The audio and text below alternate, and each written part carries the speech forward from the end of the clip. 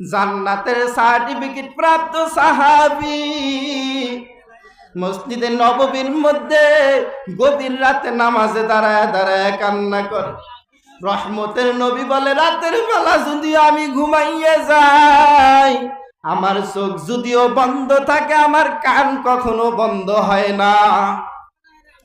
রহমতের নবী বলে, আমি গভীর রাতে দেখতেছি আবু বকর মসজিদে নববীর মধ্যে দাঁড়ায় দাঁড়ায় কান্না করে।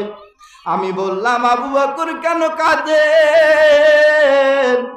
আবু বকর বলে, নবী আপনি তো বলেছেন হাসরের ময়দানটা বড় ভয়ঙ্কর হালাত হবে, আমি আল্লাহর কাঠগড়া হাসরের ময়দানে কেমনে দাঁড়াইব, এই ভয়ে আমি কান্না করতেছি। আমি কোরআনের একটা আয়াত আমারে কাঁদাইছে। বলে, কোন আয়াত তোমারে কাঁদাইছে? বলে, ইন্নাল্লাহা আশতারা মিনাল মুমিনিনা আনফুসাহুম ওয়া আমওয়ালাহুম বিআন্না লাহুমুল জান্নাহ।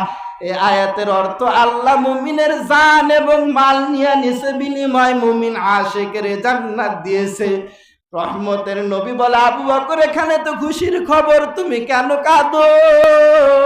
আবু বকর বলে, নবী আপনি জানেন আমি কাপড়ের ব্যবসা করি।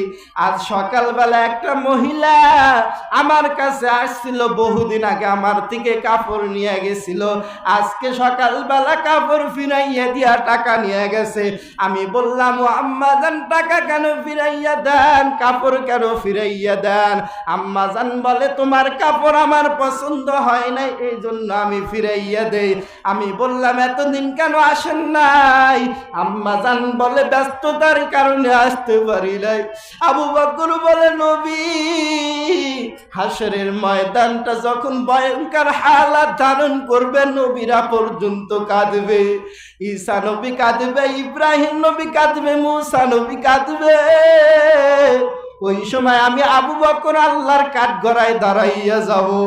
আল্লাহ যখন বলবে, আবু বকর আমি মুমিনের জান এবং মাল নিয়ে এসেছি, বিনিময় তোমাদের জান্নাত দিয়েছি, বলো আমার জান্নাতের বিনিময় তুমি কি এনেছো? আমি বলবো, আল্লাহ আপনার জন্য নামাজ পড়েছি, রোজা রেখেছি, ইবাদত করেছি। আমি বলবো, আল্লাহ আপনার জন্য সব ইবাদত করলাম। আল্লাহ যদি ওই সময় বলিয়া দেয়, ওই মহিলার মতো, তোমার নামাজ আমার পছন্দ হয় নাই, তুমি ফিরাইয়া নিয়ে যাও, তোমার রোজা আমার পছন্দ হয় নাই, তুমি ফিরাইয়া নিয়ে যাও। ওই রকম যে এইরকম ভাবে মহিলাকে ফিরাইয়া দিয়া টাকা নিয়ে গেল, আল্লাহ যদি আমার নামাজ রোজা আমাকে ফিরাইয়া দিয়া জান্নাত নিয়ে যায়, আমি আবু বকরের কি উপায় হবে? এই জন্য নেক আমল করবেন শুধু আল্লাহর জন্যই করেন। আল্লাহ যদি এমন ফিরাইয়া দেয়, নামাজটা যদি আল্লাহর জন্য না হয়, আল্লাহ যদি ফিরাইয়া দেয়, ইবাদতগুলা যদি আল্লাহর জন্য না হয়, আল্লাহ যদি ফিরাইয়া দেয়, বাঁচার উপায় নাই, জাহান্নামটা আমার জন্য নির্ধারিত হয়ে যাবে। এজন্য ইবাদত শুধু একমাত্র আল্লাহর জন্যই করব, অন্য কারো জন্য ইবাদত করব না, আর করলেও গ্রহণ করা হবে না। আল্লাহর জন্য ইবাদত যদি না